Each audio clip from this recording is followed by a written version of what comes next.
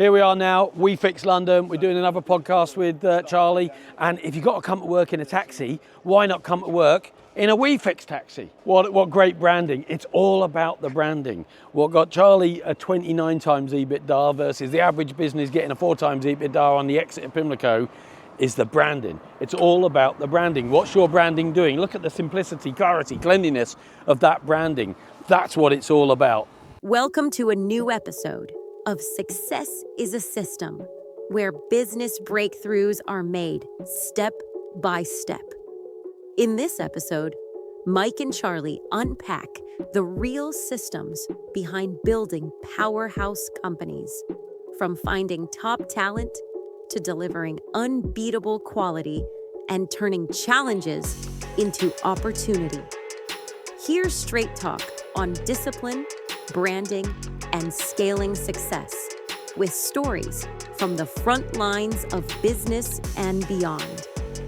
Also, for an exclusive peek at how those values shape real spaces, check out our YouTube tour of Churchill's Gym, based 2 doors away from We Fix. Proudly owned by Charlie's son Sam, recently called the Las Vegas of boxing gyms. Let's jump in. Are there any politicians you wouldn't mind getting in the ring yourself at the minute? Yeah, calm. What's he doing to London? Yeah, look, I'm probably going to say that wrong. In a way, I've got, I don't sort of, want anything to happen to the guy, but I just feel he's destroyed and damaged London so badly. If you find someone who's passionate and you find someone who's hardworking, they can pretty much turn their hand to anything, because they're not. People who are passionate aren't just passionate about one thing. They take that passion into everything they do. Whereas you get some people turn up for a job, well, mate, give us a job, and you think, oh, fucking what's this? For me, Sam is the We Fix of the boxing business. He's got the best gym, he's got the best fighters, he's got world champions in there, and I think the inspiration that he gives in there, it's 100% kind of thing. And it connects with We Fix, you know what I mean? And within weeks, their parents would come in and say, oh, thank you. Do you know what? He thanks me. He never used to say thank you, mum or dad. He's turning up on time. He's not doing the drink or drugs anymore because he wants to look after his body, because he knows he can't win if he's doing that. So in weeks, it can take a bad and make them on the right track, disciplined, focused, and self-respecting. Mike, I agree to what you're saying. I want to compare it with somebody getting a job. It's life-changing. Were you always intent on doing something again, or did you kind of have a period where you thought, I'll switch off now, and then suddenly got bored? Because I retired for a little while, got bored shitless, and now I know I'll work till I die, because it's a big part of who I am. You've got to be realistic, and I'll be honest, listen to shows like this, listen to people like you, listen to people like me. Even in there today, people who want to be a boxer, they've seen what goes on in there. All they've got to do now is get out of their house and turn up. Welcome back to another episode of Success is a System. We're here again for our 3rd time with Charlie, and every time we come, there's something new to talk about. We've just been in the gym downstairs. It's completely buzzing. I'm hyper now because of it. Well, you go down that gym, Sam's running it, Charlie's son, and it's less than a year, but we've had Eubank in there, Mayweather in there, David Hayes down there, amazing boxers you might not have heard of yet, but you will. And one of the new young boys that just came down said, you know what, that's like the Vegas of boxing. He's come from a gym in Chelmsford all the way down. The energy is amazing, but it's all part of what is important to We Fix, to Charlie, to be giving back to the community. That's obviously gone through the family, and his son's doing that, his grandson's doing that.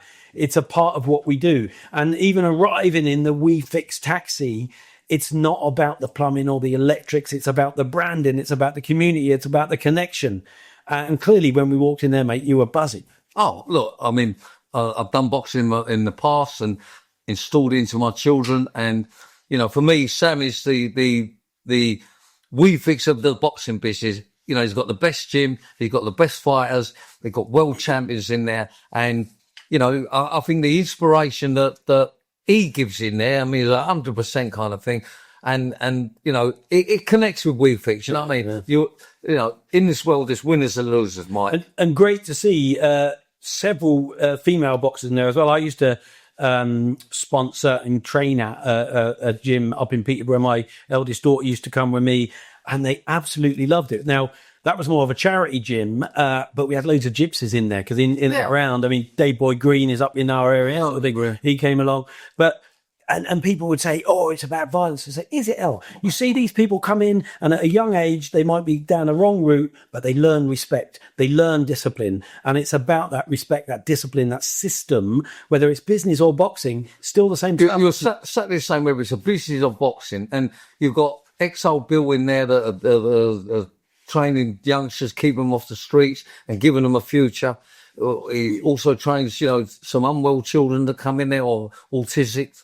And, it's not, boxing ain't about money. Boxing is about the passion and giving someone some future and giving them inspiration. And, and I think We Fix and the gym, Churchill's gym connects well. We're in the same building. Yes, we're family, but that is totally independent from We Fix.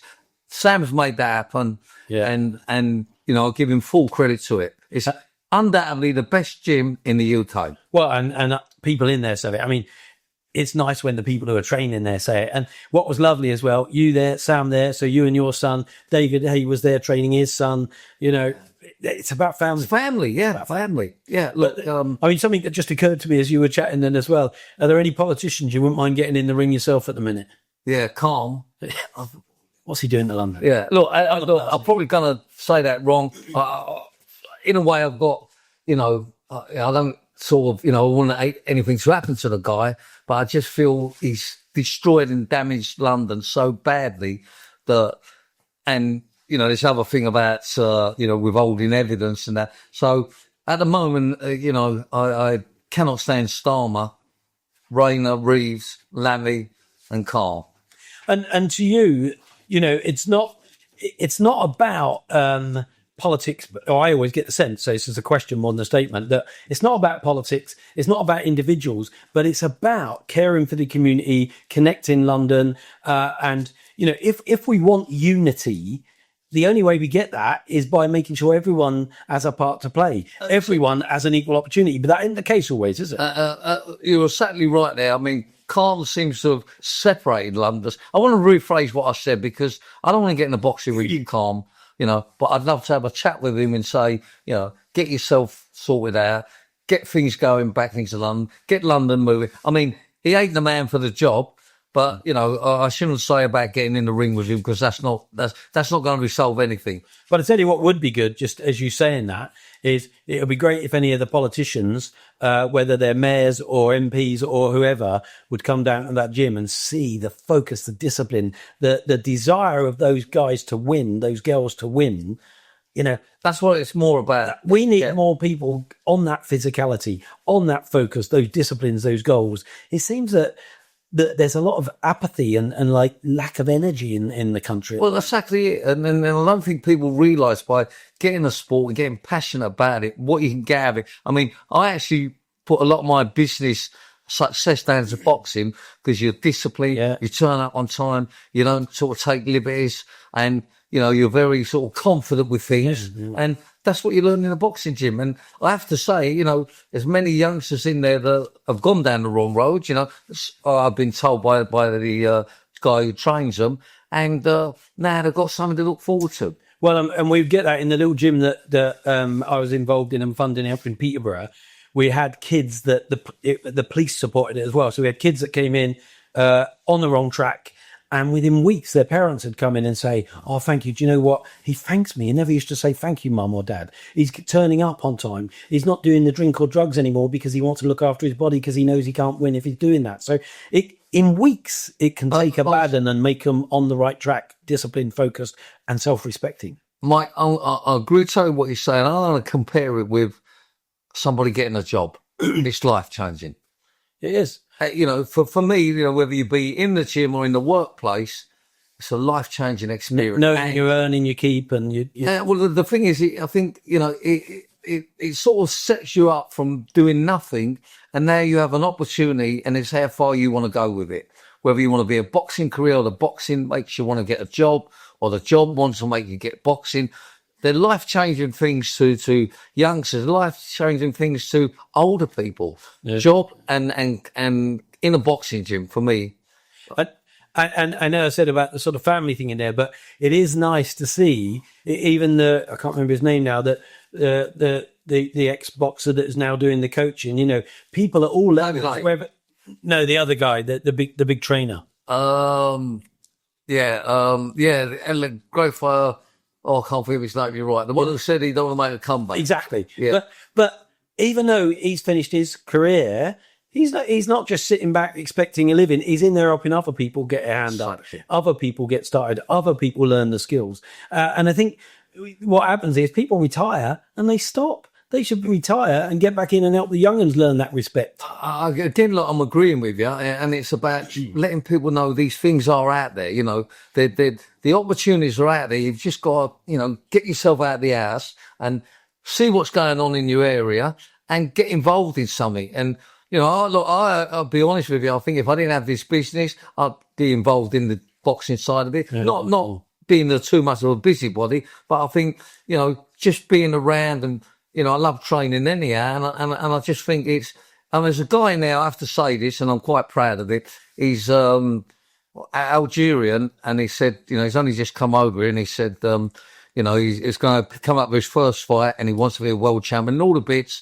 And he said to me, you know, you're quite a known person. Well, he actually said you're quite a big man here, and he said, you know, I'd love to, you know, see whether I can, you know, lift things for you. And obviously he meant work. I said, let's have a chat about it. So, you know, already, you know, I'm trying to say gym and work, they go together. Boxing and work, they go together. That's what I'm getting at. Well, and I used to say that if you find someone who's passionate and you find someone who's hardworking, they can pretty much turn their hand to anything, because they're not. People who are passionate aren't just passionate about one thing. They take that passion into everything they do. Whereas you get some people turn up for a job, well, mate, give us a job. And you know, Jesus Christ, where are we going? Jim, the other thing I want to add is that, you know, if you work for We Fix, and we have free use of the gym 24/7. But, you know, not hopefully, but a lot of our people, we're very busy people. But we've got a few people come to work and they go there before. Some of them go in there afterwards. So, you know, it just combines, you know. I mean, it probably, being honest, could have I wished for anything better. We Fix here, Churchill's gym there. But, and less than a year, I can't believe how the business is growing, how the gym is obviously massively popular, pulling people in. But when you do the right stuff, people come to you. And so many businesses say, oh, I've got to do lead gen, and I've got to do marketing, and I've got to do... Actually, if you do the right stuff, the word gets out there anyway, don't it? Well, exactly. But, you know, doing marketing and getting the buzz about it's all part of life, isn't it? Do you know what I mean? I mean, look, we have a choice. We have a sit at home, sitting in a corner, reading a book, or we can go out there and make something happen. And connected to that, so you sold Pimlico about 4 years ago. You started this about a year ago. Were you always intent on doing something again, or did you kind of have a period where you thought, I'll switch off now, and then suddenly got bored? Because yeah, I retired for a little while, got bored shitless, and now I know I'll work till I die, because it's a big part of who I am. I can't not do stuff. Yeah, look, I didn't intend to come back into the plumbing business, but, you know, believe me, we noticed that there was an opening again for a superior company. We sold it to Americans, and allegedly they're not doing so well. And you know, I was getting customers, ex-Pimlico customers, non-stop ringing me up, you know, with views, and we're not happy. Are you going to go with this? Then, you know, all members of my family had many years of experience at Pimlico, and we just got together and said, let's make it happen again. Yeah. So it wasn't intentionally. Now it's up and running, and the first year is over. It's a great move. Absolutely great move. And I can, even from when we were last here, which probably 8-9 months ago, I can feel an energy shift as well. It's kind of every time we come, it steps up a gear, and yeah, it's great. It's look, you know, I said to you, a radio interview or TV interview, Talk TV, and Mark Dolan said to me, when do you think We Fix will overtake Pimlico? I said, a year from now, we'll be above them. I think we're already a better company because, you know, we employ the best and we will only deliver the best. Brilliant. And, you know, American standards are not our standards. And I'd love to talk to you about that, because, and this may be another conversation, there's a new green centre opened up at Inspire Peterborough, which is like a university up there. And it's a green centre, but it's basically just about training apprenticeships in electric, solar, plumbing, and so on. Now those guys will qualify and they'll probably go into early level jobs at like 30 grand, even when they've been going a year 40 grand. I see you're advertising at 150, 200 grand for qualified plumbers, electricians and that in London. They can hop on a train in 46 minutes. Would you consider someone outside of London? If you can turn up from work and you've got the qualifications and you've got the drive and passion, then we welcome you on board. And you pay so much more than anyone else. And when people say, well, because I show them some of your posts, where you got the job advert, say, how can he afford to do that? I said, because he could charge us more because he's the best. When you Premier League, it's a bit different to Sunday League. And which comes first to you? Did you always pay more to get the best, or did you do the best and then pay more because you could? What is it? Yeah, well, I never paid for the best to get the best. My lifestyle wasn't like that, but, I learned in life, people will always pay for quality. And, there's a reason why, John Lewis have a food counter and it's this quality and this price, and Harrods have a food counter and it's this price and this quality. So they're both food, they're both serving, but there's a big difference in quality. And that's what we offer, And you get the right quality, people will pay for it. Of course, people will always pay for quality, Mike. It's like, if you want shall we say, a Marks and Spencer suit, and nothing wrong with that, then go and pay for Marks and Spencer. If you want Savile Row, you pay Savile Row prices. I'm not teaching you anything. You've been around long enough. You know how business works anyhow. But, I recommend to anybody, people will always pay for quality. And going into a gym, let's just switch it to there. So it's not about quality in the gym. It's about drive and enthusiasm. Yeah. And, that place in there, buzzing. You can't go in there and not come out excited. Come on, listen, I can keep talking for ages, but your man's offering because I know you've got to go. I've got a couple more minutes. A couple more minutes. So many businesses, and I at any point in time, I mentor 30 to 50 companies. I've done hundreds. Well, I've done over 1,000 in the last 20 years, mentoring them, helping them grow. But probably 30 to 50% of them are trade based. And some of them are saying, I don't know how to break out. I'm stuck at this. If you had sort of 3 or 4 things you would say to someone who was maybe doing 80, 100 grand as a plumber, and their first goal was just to get to 7 figures, just to get to 1 million. What do you think is what a trade business needs to do to go from 100 grand a year on their own to 1 million? The first step, because that's the hardest in a way. It's the hardest, but me answering it is simple. You need to employ people. You cannot do that on your own. Get off the tools. Oh, of course. Sorry, what I'm trying to say is, you learn to delegate, which I did, and you need to employ people. The way to go from 100 grand to 1 million turnover, you can't do it on your Todd, is to employ people. And accept that they can be better than you. Oh, why not? Hopefully they are. Yeah. Well, the reason I say, I don't mean better than you in business, but so many people employ people that are not as good as them because they get a bit threatened by them. It's even better if they're better than you, isn't it? Of course it is. Of course it is. But you learn in life that, it's not only you can do plumbing. It's not only you that can pick the phone up. We have a lot of people that are very, very capable out there, and they may not necessarily want to be top of the ladder. They don't want to necessarily be a leader, but they're happy to work for something good. So if you want to, if you want to increase your turnover, employ people, and staff is so important, as you know. I don't think there's nothing I could say that most people would know. You've got to have drive, you've got to have ambition, and you've got to see that there is success out there. Your favourite saying, Mike, is success is out there. You've just got to follow it. Look at someone else who's done well. What did they do differently, better, best? Emulate it. And Mike, the other thing that a lot of people don't quite get, there ain't a magic formula, as we know, because we'll be selling it.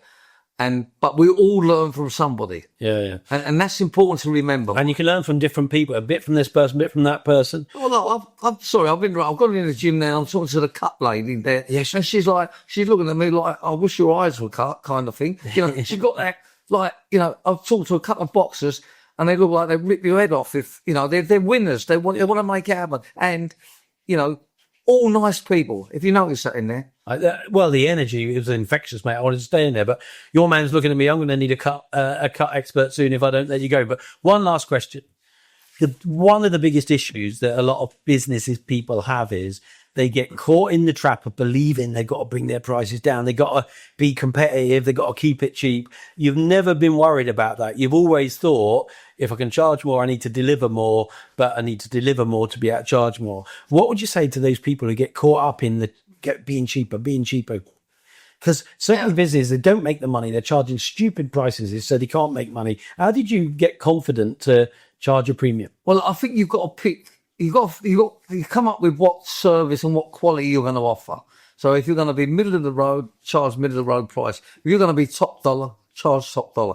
So you work out what you've got to offer first of all, and then you've got to get the right customer that wants that. But you can't charge high prices and be crap. Well, I mean, that's obvious, isn't it? Yeah, there's so many people that are trying to do. What I'm trying to say, you can't charge higher prices if the customer is, on the lower income and they just want the basic job done. Yeah. So you work out what you've got to offer first, what level you're at. And there ain't nothing wrong with cut price, but, cut price is more about quantity than quality, isn't it? So you work out what you've got to offer, and then you marry it up with the right type of customer. It's like Harrods, they want to sell expensive, unusual stuff. They ain't attracting people from certain areas. So that's it, Mike. And that's like, I think that's the same in business. It's work out like what you've got to offer and what you've got to sell. If it's a cheap pair of shoes, get people that are happy to buy a cheap pair of shoes.